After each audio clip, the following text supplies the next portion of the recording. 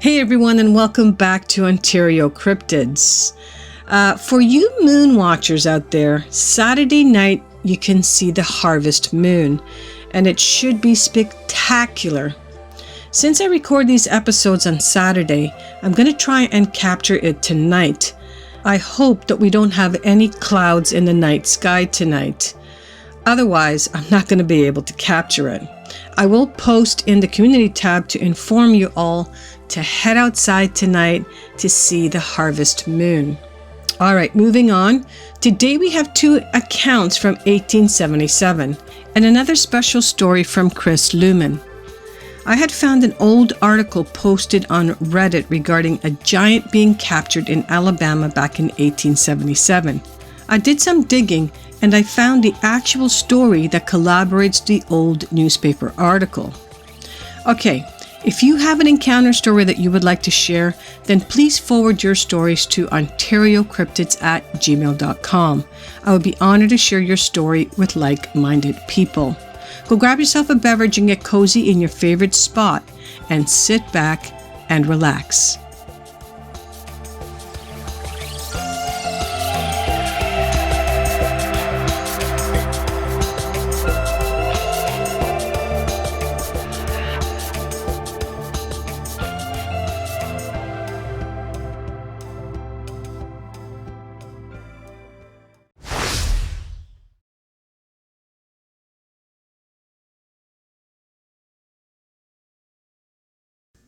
Okay, the incident occurred in July of 1877, and it was written in an Alabama newspaper. I found this on a blog who found it in a magazine, and here is what is on the blog. After reading the initial article, I will read the secondary article right after that, and I will leave a link to the blog in the description below. The title of the blog is Jackson County Giant Reported in July of 1877 Alabama Newspaper Story. There has been many discussion in recent months of reported Bigfoot sightings in Conecuh County and elsewhere in southwest Alabama.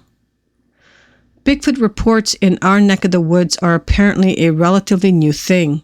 That is, I've yet to find any reports of anything remotely like a Bigfoot in all of my search through old newspapers. However, reports of strange Bigfoot-like creatures elsewhere in Alabama are nothing new. A week ago or so, Steve Stacy of Monroeville, a renowned local historian, sent me an interesting item that was reprinted in the summer of 1980 edition of Alabama Life magazine. In a section called Footnotes from Alabama History by A.J. Wright, that magazine contained a very interesting story about a Bigfoot-like creature under the headline, Alabama's Goliath. According to that article, the July 6, 1877 edition of the Huntsville Advocate newspaper reported that on what was then called the most wonderful creature ever seen in Alabama. That story went on to say that a Colonel John Snodgrass and a Dr. Payne were returning to Scottsboro from a fishing trip near Bellefonte in Jackson County when they discovered a trail of immense human tracks. Snodgrass and Payne were amazed by these tracks and went on to describe them to the Reverend R.D. Shook in Scottsboro. Shook and another man named Caldwell returned to the tracks with a measuring tape and determined that each track was 34 inches long and 14 inches wide. The creature's stride was also said to have been long enough to cross 7 rows of cotton. Word of the monster spread quickly, the article said, and within a few days a group of 300 men set out to capture the huge man, creating such a stir in the area. The search party, which included 500 dogs, eventually trapped the creature against a bluff, but he somehow managed to escape. The dogs and men took up the chase until the giant wedged himself into a narrow gulch, the article said. The members of the expedition promptly tied him up and with great effort dragged him into an open area. The search party then used a measuring tape to determine that the monster was 21 feet tall. Its arms were also 8 feet long, and its fingers were 14 inches long. His beard was 6 feet in length. He possessed a head the size of a flour barrel, and his eyes, which opened perpendicularly, were as big as cantaloupes, the article said. While the group of captors stood around trying to decide what to do with the creature, the monster snapped the ropes that bound him as if they were cords, and leaping over the heads of 40 men and their horses, headed for the river. He was last seen crossing at Bellefonte, thus ending the incredible story of the Jackson County giant. Stacy went on to tell me that the community of Bellefonte is east of U.S. Highway 72 and northeast of Scottsboro. It is located on a small bay of Guntersville Lake created when the Tennessee River was dammed, Stacy said. The area is sparsely populated and several wildlife management areas are nearby, and it is 20 miles north of Buck's Pocket, a scene of reported creature sightings, although not described as this large. In the end, it is hard to say if the creature described above was a Bigfoot, but it sounds like there were definite similarities. And there the article goes on to say that if there's other similar sightings, to report it to this fellow. And so it was posted by a Lee Peacock on his blog, which again, I'm going to leave a link below so you can go and take a look at the article yourself. Now, I'm going to go to the secondary article. So this secondary article, again, is titled Jackson County Giant, the Most Wonderful Creature Ever Seen in Alabama. And now a slight description of this fearful creature will not be out of place and will be quite interesting to scientific men in particular. First, he was carefully and accurately measured with a tape line which Admiral Caperton had taken along for that purpose. His height is 21 feet 3 inches, 6 feet 8 inches across the shoulders, arms 7 feet 9 inches long, fingers 14 inches long. His head is about the size of a flour barrel, 9.5 inches between the eyes. His beard is 6 feet long. The eyes of this monster are most frightful to look upon. They open perpendicularly instead of horizontally. The balls are near the size of cantaloupes and indeed look something like them, being striped, and the stripes coming to a focus in the center. Various colored, each alternate stripe being deep red and the other green, and they glare most ferociously. In fact, it was pronounced by the whole 300 to be the most wicked eyes they have ever seen. His mouth is shaped like a triangle, and from it protrude a couple of tusks 8 inches long. His complexion is between a pea-green and sky blue. The nails on his finger and toes are like claws, and 4 inches long. While being measured, he was quiet and sullen. Some think him related to the gorillas.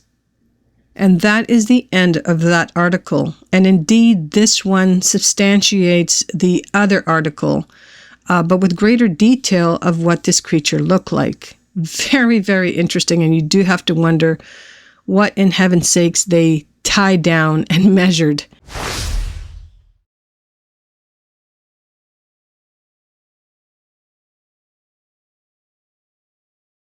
Okay, now on to Chris's story. This one takes place in 2004. We are going to Payne County, Oklahoma, and the nearest city is Stillwater. Hello, V.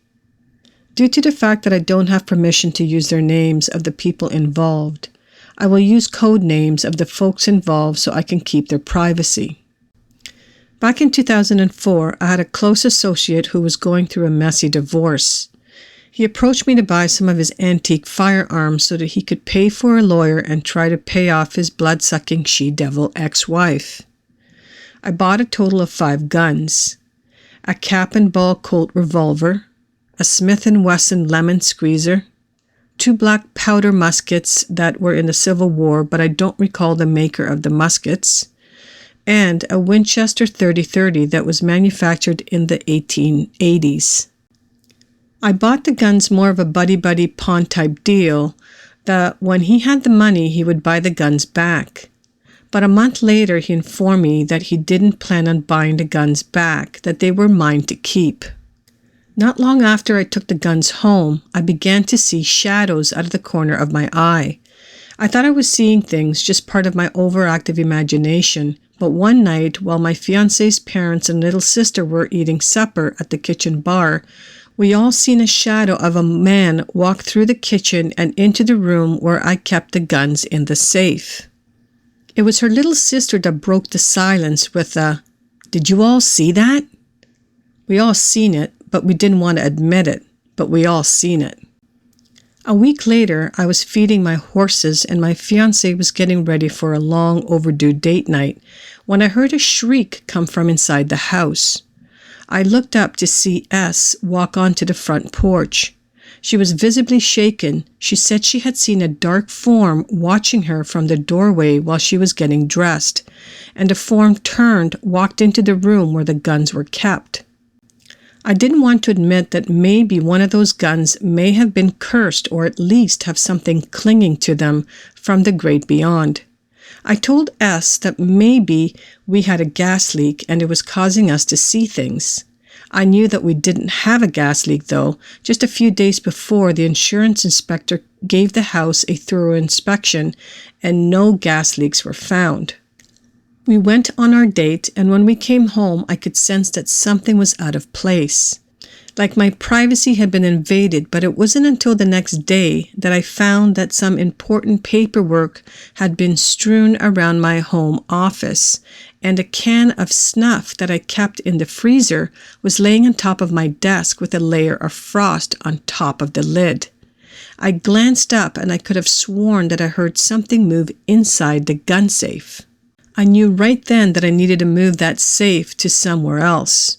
I moved the safe from my home office to the storage room inside of my barn. As soon as I moved that safe to the barn, my horses refused to go inside the barn. I just shrugged it off. It wasn't until I showed the guns to S's grandpa that he told me that he wasn't a superstitious man, but it would be in my best interest to rid myself of the cap and ball revolver. That of those guns, it was the revolver that creeped him out. Once again, I shrugged it off as an old man having a little laugh at the expense of his granddaughter's boyfriend, but he was very serious. I found a buyer for the revolver. He offered more than 5 times the amount that I had paid for all the guns combined, but I had to meet him in a small town that was halfway in between us. It was some 150 miles away in a town I had never been to. I arrived at the town an hour early. I fueled up and asked a gas station clerk about a place to eat, and they referred me to the only diner in that town. When I arrived at the diner, I walked across the parking lot where I was approached by one of the biggest men I have ever seen. "Got a light?" the man asked. "Sure," I answered, and handed him a cheap lighter I had in my pocket. I watched in panic as I saw his face mutate from human into something I can only describe as something from the nether world. He smiled and said thanks, and handed my lighter back to me, but this time his face was normal again, but I had lost my appetite, and I watched the man get into his truck and drive off. I met the buyer. He looked at the pistol and seemed amused when I told him that weird stuff had started to happen when I brought the gun home. "This gun has taken a few lives," he allowed, but he still wanted a gun. He handed me an envelope of money, and I glanced to see that it was the price that we agreed to. I got into my car and put that town in my rearview mirror. A month later, I sold the remaining guns to a gun collector. From that ordeal on, if I buy a gun, I have to get it smudged by a Cherokee medicine man to remove the clingings that may still be hanging on them. I'll try to get one more story to you, but I have spent the past week in the hospital, and it's hard for me to stay focused on a subject. And I know that this story is full of typos and misspellings, but my doctor assures me that I will slowly get better. To you and to all your awesome viewers, take care and do something fun and enjoyable while you still can. I just want to let you guys know that I have been chatting with Chris and he is home now and recovering. But he did add that during that time, S had an encounter with black-eyed kids and that her dad experienced my doppelganger. Now, I don't know if this is going to be leading into the next story, but wow, that is quite the experience. And Chris, I do want to thank you for sharing more of the weird stuff that keeps on happening to you. This one is truly bizarre, but you know, I have heard of other people saying the same thing where they may have purchased an antique necklace or an antique ring and weird stuff starts happening around their house. So I do believe that some people, when they pass, can cling on to their favorite object they had in the world of the living. So very interesting, and thanks again, Chris, for sharing. And Chris, I hope that you have a quick recovery and that you get better soon.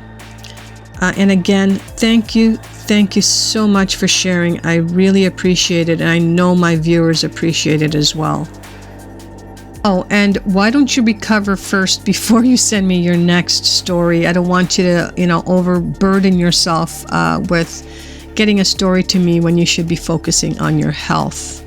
So that's going to wrap it up for today. I hope you guys enjoyed all the stories that I shared with you today.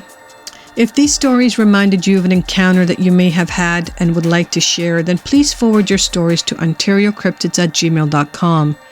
I would be honored to share your story on this channel. Thank you all for listening until the end. I truly appreciate it. Please hit the like button on your way out and smash the subscribe button if you're new to my channel. And don't forget to hit the notification bell so you can stay up to date with all my latest uploads. And again, have yourself a fantastic weekend, and I hope to see you all next week right here on Ontario Cryptids.